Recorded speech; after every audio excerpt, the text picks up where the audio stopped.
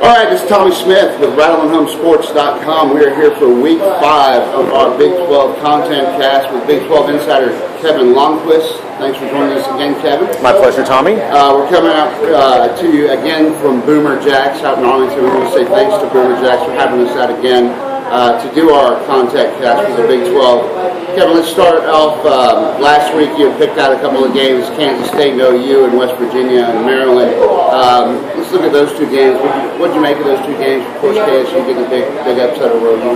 Yeah, I think what we saw were teams going in two different directions. We saw a Kansas State team that's elevating its play. I think there were some questions about whether or not their defensive line was going to be able to take the next step, and absolutely they did. They only got one sack of Landry Jones, the OU quarterback, but they actually turned that into the touchdown. And I think when they got that early turnover in the game and converted it into the score, that really changed the complexion of that ball game, and that really sent a message to the Sooners that K-State was going to play with them, they were going to match them toe-to-toe, and they wound up winning the football game. Kansas State was the much more physical team in this ball game. I think that's part of what had a lot of people shocked. Maybe not so much the fact that Kansas State won, but the fact that how physical they were with the Sooners and really knocked them back. And you could really see the deficiencies in OU's offensive line. And we've talked about it before, where OU's offensive line has had some problems with depth, with two players going out for the year with injuries, and I think it really showed up in a game like that. As far as West Virginia handling Maryland, that's the border war, and of course the Mountaineers were very good in terms of finding their way to get a win. Border wars are always kind of a different type of football game because the game flow is always different. It's always going to have a lot of turnovers in it, or it's just going to have wild momentum swings in it. So you kind of take away from what your team normally looks at like week in and week out. And the one thing that I did find that was kind of interesting as far as the Mountaineers were concerned is they had problems running the football. They only averaged about a yard per carry in that ball game against the Terps. Now, the Terps were really good against the run, but the fact that West Virginia at home could really not establish that and had to be more one-dimensional, which they can with Geno Smith, but the fact that they really had to be reliant on that passing game is a little bit of something that kind of stood out to me, and that really was kind of something that, maybe this West Virginia team has got a few more holes than even we anticipated, and they may not be a cut above the rest of the conference. In fact, I think the thing that I'm finding here about this conference is that we may not have a team that's really at the creme de la creme level. We have several really good teams like West Virginia, like Kansas State. I'm going to still put Oklahoma and Texas in there, but we don't have that team that's going to be like an Alabama type of squad or a LSU type of squad, somebody of that caliber. You talk about West Virginia and border war. This week, they're going to do something a little bit different and make their debut in the Big 12 hosting Baylor. Right. Talk a little bit about that game. Well, it's a lot of hoopla that'll be surrounding this ball game as far as the Mountaineers are concerned. They finally make their debut as a Big 12 school. I mean, there was a lot of anticipation that went into this when it was announced last fall that they were coming. So 11 months of the buildup is finally here. I think if the game was at night, it's not, but if the game was at night, it probably would have a lot more festivity to it, but it's going to be an 11 o'clock central kickoff with Baylor coming in there because of national TV with FX getting the game. But it'll still be a lot of pomp and circumstance. I think they're a great addition to the conference. I mean, geographically speaking, no, it probably doesn't fit, but this is a really good program. Dana Holgorsen, their head coach, has a great background in the Big 12. He was the offensive coordinator at Oklahoma State. He coached at Texas Tech back in the early 2000s, ironically with Art Briles. In fact, Art and him were on the same staff under Mike Leach between 2000 and 2002. So there's some overlap there. And I think it's going to be I think that's going to be a pretty good football game. The question is going to be is which defense can actually make some stops. Yep, West Virginia's very, very, very young in the secondary. Got a couple freshmen starting back there. They got a couple freshmen in their linebacking core as well. Baylor's very experienced moving the football, but their defense, not so good. If they aren't getting turnovers, then they're not stopping anybody. So that's going to be a real key element is if the Bears defense can get some turnovers and take West Virginia out of its rhythm. It's kind of a short schedule in the conference this week. If you look at some other games, Texas starts a 3-game gauntlet this week in Stillwater when they face the Cowboys. Talk a little bit about UT, what they've got coming out not only this week, but then West Virginia and then Oklahoma. It's a big stretch for them. We're going to learn a lot about the Longhorns. We're going to find out one or two things following this game in the next 2 weeks against West Virginia and Oklahoma. If this Texas team is close to the Texas teams back in the mid-2000s, or this is going to be another version of 2010, 2011. They've gotten off to a really good start. They have to go play on the road in Stillwater. They've lost the last 2 meetings to the Cowboys. David Ash, their starting quarterback, has looked pretty solid, dependable through these first 3 games. Oklahoma State has a bit of a quarterback issue right now. Wes Lunt, they still don't know if he's going to be available to start that game or even play in that game. He's had the knee issue. Oklahoma State's injury report will come out on Friday, but they're still not sure if he's going to play. If they don't, then they'll go with redshirt freshman Wes Lunt. So the fact that Oklahoma State is a little bit unsure of itself on offense might work against them a little bit. The other thing about Oklahoma State's defense that Texas really has to expose, that you have 2 things working here. Oklahoma State's defense last year led the nation in producing takeaways with 44. This year they only have 3. Texas's offense this year, very good at protecting the football. They've only had 1 turnover this year. So if the Longhorns can maintain security of the ball, they're going to win the game. I feel that confident in saying that because Oklahoma State's defense, see, that's the dirty little secret about Oklahoma State's team last year, was the fact that they were so good on offense that a lot of people overlooked how well or how poorly that defense was in my view. And if they weren't getting turnovers, they weren't stopping anybody.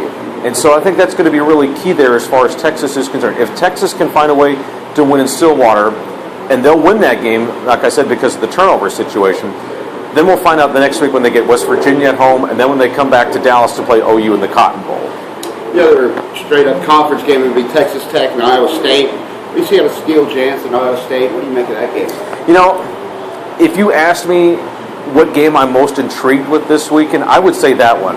And I think this is really important. One, Tech needs the win on the road for 2 reasons. One, they want to pay back Iowa State, which beat them last year down in Lubbock when Tech was coming off the big win in Norman last year when OU was number 1. But secondly, I think it would be really good for Tommy Tuberville because there's still a lot of uncertainty about his job security. And if the Red Raiders can find a way to get a big win on the road, that would mean a lot for them.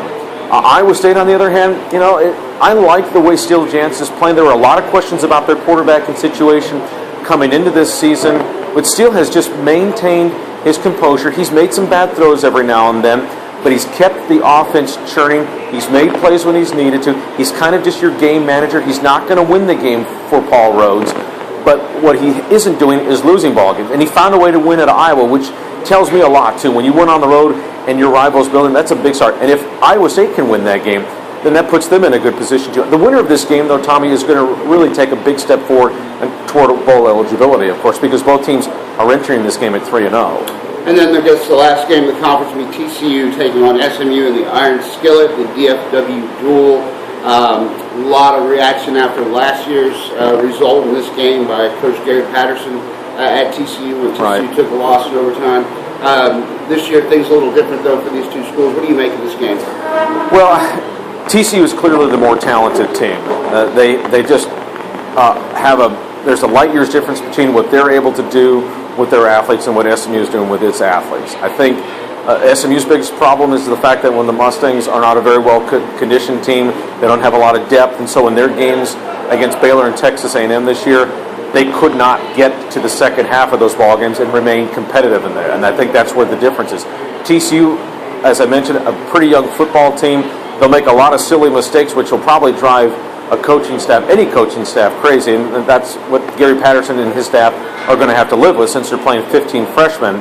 But they're still talented enough so that they should have the edge on SMU. I don't really know to what extent last year's overtime loss to SMU at home means to them. I think we've reached a point, as far as TCU is concerned, that it's just another game on their schedule. Gary has tried to impress that upon his team and impress that upon the media this week.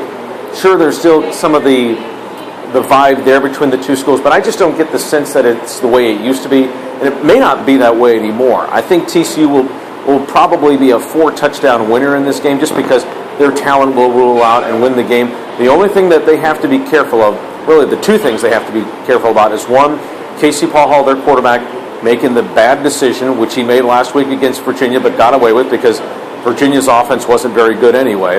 And 2, they've got to do a better job about ball security. They've had 6 fumbles, 5 lost fumbles, one that was a fumble on a that turned into a touchback. but they've had a fumble problem the last 2 weeks against Kansas and Virginia that have really hurt them, especially inside their opponent's red zone. If the Horned Frogs can clean that up on Saturday night, I think they'll be in pretty good shape. And again, I think they should win the game fairly comfortably, and we'll just see if turnovers don't become a problem for them against the Mustangs. And I think the other thing that stands out in the game is that if the rain becomes an issue like the forecast suggests, it really changes the dynamics of how SMU even wants to play offensively, because that run-and-shoot offense will not work in the rain. The last thing we like to do on Thursdays with you is put you on the spot a little bit, Kevin, with your power rankings in the conference. Sure. Give us your top 5. Well, I have West Virginia still number 1, only because the Mountaineers haven't lost. Still think they're the best team in the conference until they're proved otherwise. I moved Kansas State up to number 2. Think that they're in really good shape right now to be. You could make the argument really for the Wildcats to be the number 1 team in the conference, but for the sake of diplomacy, I'm going to keep the Wildcats number 2. Number 3, I have Texas. The Longhorns, again, doing everything right to this point, taking care of the football. Defense still has to make some tightening up some things as far as the way they give up some big plays. Number 4, I have TCU. Again, the Horned Frogs, they really haven't played anybody at this point. You could argue against Grambling, Kansas, the worst team in the Big 12, and then they have a Virginia team which, prior to playing TCU the week before, got blown out at Georgia Tech, and Georgia Tech isn't that great either.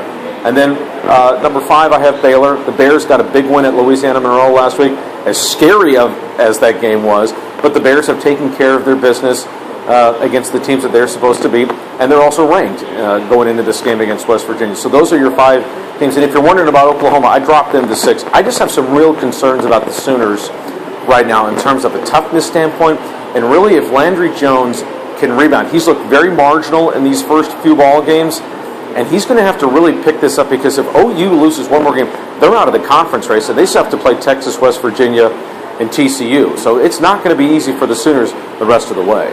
Well, they're off this week. We'll get a chance to think about it. We'll be back next week to take a look at the games that we just previewed, and take a look at the game at Week 6 of our Big 12 content cast. Thanks a lot for joining us. Always a pleasure. Thank you.